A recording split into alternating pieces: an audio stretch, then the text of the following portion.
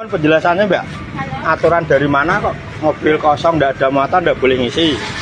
Lagi-lagi jagat maya dibuat heboh dengan sebuah unggahan video yang memperlihatkan aksi protes keras seorang sopir truk di sebuah SPBU Pertamina.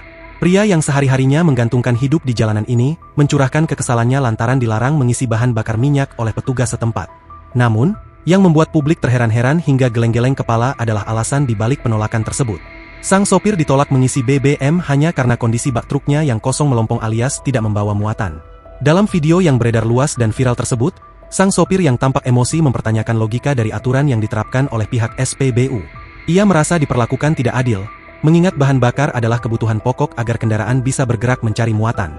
Sontak saja, kejadian yang menimpa sopir ini langsung menarik simpati publik. Banyak yang menilai alasan bak kosong adalah syarat yang sangat janggal dan belum pernah terdengar sebelumnya dalam prosedur pengisian BBM bersubsidi.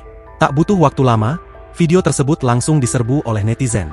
Beragam reaksi membanjiri kolom komentar, mulai dari yang merasa kasihan hingga mereka yang dibuat bingung dengan sistem distribusi BBM tersebut. Banyak netizen yang menganggap aturan ini ajaib dan tidak masuk akal. Baru tahu ada aturan truk harus ada isi baru boleh minum solar. Terus kalau mau jemput muatan jarak jauh gimana? Tulis salah satu warganet. Mungkin petugasnya mau ikut bantu angkut barang, jadi harus ada isinya. Timpal warganet lain dengan nada sarkas. Hingga kini, publik masih bertanya-tanya apakah benar ada aturan resmi yang melarang truk kosong mengisi BBM tersebut. Kapan serta lokasi pengambilan video di SPBU ini pun juga belum diketahui.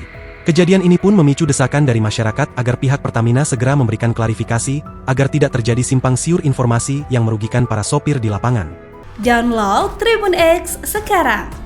Menghadirkan lokal menjadi Indonesia.